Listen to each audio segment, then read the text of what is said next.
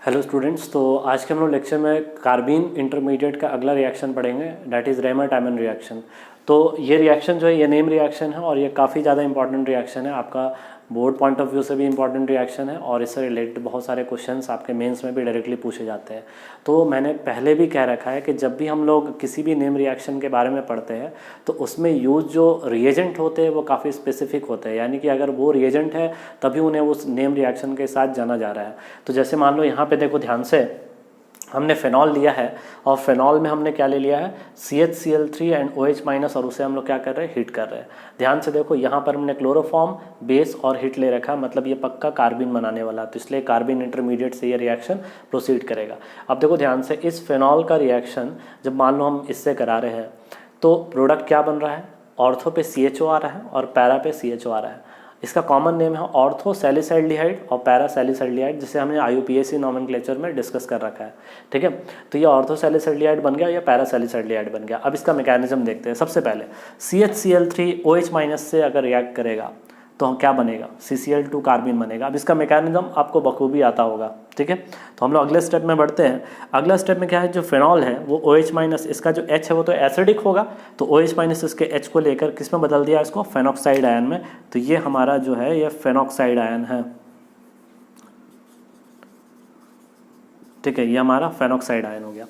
अब देखो ध्यान से, फेनॉक्साइड आयन जो है इसका O का माइनस तो रेजोनेंस में जा सकता है, इसका O का माइनस रेजोनेंस में गया, इसका पाई इलेक्ट्रॉन किस पे आ गया, कार्बन पे आ गया।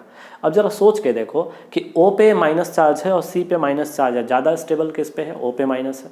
तो O पे माइनस अगर ज़्यादा स्टेबल होगा तो उसका न्यूक्लियोफिलिसिटी भी कम होगा।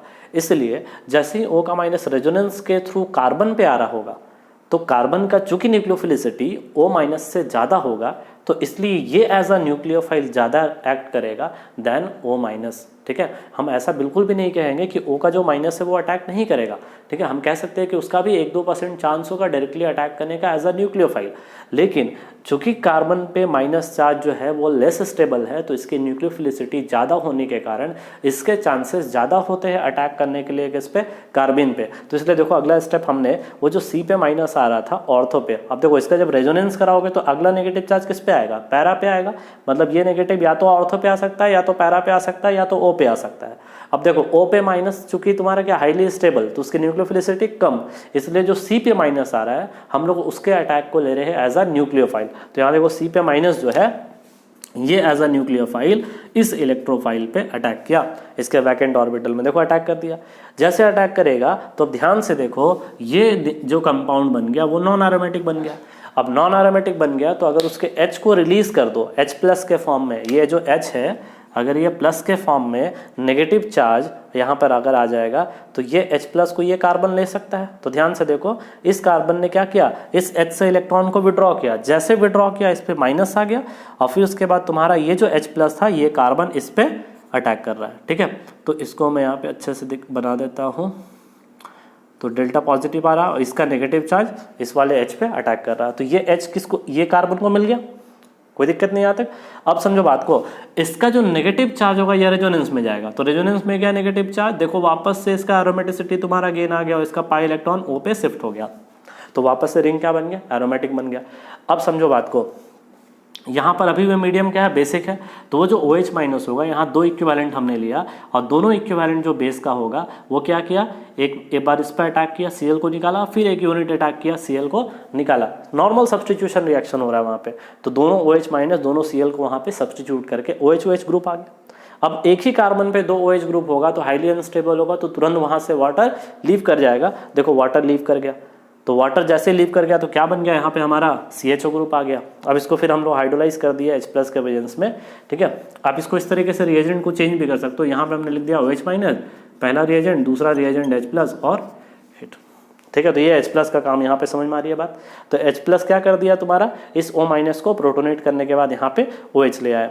तो अब देखो ध्यान से, अगर यही तुम्हारा C का जो माइनस चार्ज है अगर ये रेजोनेंस पे यहाँ आ जाता तो पैरा अगर अटैक करता तो क्या बनता, ये प्रोडक्ट बनता पैरा सैलिसाइल्डिहाइड। अब सवाल ये उठता है कि ऑर्थो सैलिसाइल्डिहाइड और पैरा सैलिसाइल्डिहाइड में कौन मेजर बनेगा। अब देखो हम लोग जो है ना उसका मेजर प्रोडक्ट जो है वो डिसाइड करते हैं, ये जो OH माइनस है ना इसका कॉरस्पॉन्डिंग कैटायन कौन है। ठीक है, यहाँ जो हमें दिख रहा है OH माइनस, ठीक है। इस OH माइनस का कॉरस्पॉन्डिंग कैटायन जो है वो डिसाइड करेगा कि मेजर प्रोडक्ट ऑर्थो वाला होगा या पैरा वाला होगा। अब ऐसा क्यों बोल रहे हैं इसको यहाँ पे समझते हैं। यहाँ पे ध्यान से देखो, सबसे पहले हमने यहाँ पे बोला कि अगर NaOH अगर हम एज अ बेस लेंगे, तो अगर NaOH अगर एज अ बेस लेंगे तो ऑर्थो बोला जा रहा है कि ज़्यादा बनेगा देन पैरा। अब ऐसा क्यों हो रहा है, समझो बात को। देखो O माइनस ये वाले स्टेप में देखो, इस O माइनस के साथ क्या जुड़ा रहेगा, कॉरस्पॉन्डिंग कैटायन जुड़ा हुआ रहेगा। यहाँ पे Na प्लस, अगर NaOH लेंगे तो KOH लेंगे तो K प्लस जुड़ा रहेगा। तो यहाँ पर O माइनस के साथ Na प्लस जुड़ा है। अब ये Na प्लस जो होगा ऑब्वियसली OK माइनस के साथ इलेक्ट्रोस्टैटिक फोर्स से जुड़ा होगा। तो यहाँ पे कितना मेंबर रिंग बन गया, 6 मेंबर चिलेशन रिंग बन गया, जो कि स्टेबल होता है। और स्टेबल चिलेशन रिंग के कारण क्या होता है कि जो वहाँ पे ऑर्थो प्रोडक्ट होता है वो ज़्यादा स्टेबल होता है देन पैरा प्रोडक्ट। अब देखो, अगर KOH अगर ले रहे हैं तो बोला जा रहा है पैरा ज़्यादा स्टेबल हो गया देन ऑर्थो। अब ऐसा क्यों हो रहा है, KOH में यहाँ पे K प्लस होगा।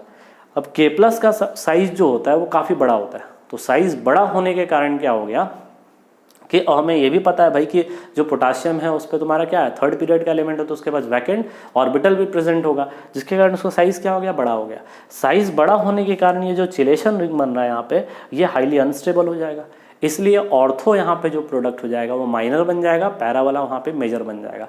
तो यहाँ से एक चीज़ कंक्लूड कर सकते हैं कि जैसे जैसे साइज ऑफ कैटायन बढ़ता जाएगा वैसे वैसे जो पैरा सब्सटीट्यूटेड बनेगा या पैरा सैलिसाइल्डिहाइड बनेगा वो ज़्यादा बनेगा और ऑर्थो कम बनेगा। मतलब ऑर्थो बाय पैरा रेशियो वो घटेगा अगर साइज ऑफ कैटायन क्या होगा, बढ़ेगा। तो उसको हमने यहाँ पे लिख दिया, size of cation will increase if ortho by para ratio will decrease. तो ये हमारा इंपॉर्टेंट रिएक्शन था, रेमा-टाइमन रिएक्शन। इस पर फिर बहुत एक और केस आता है, एबनॉर्मल केसेज आता है, तो उसके बारे में हम लोग अगले लेक्चर में डिस्कस करेंगे। इस लेक्चर के लिए इतना ही। Okay, thank you.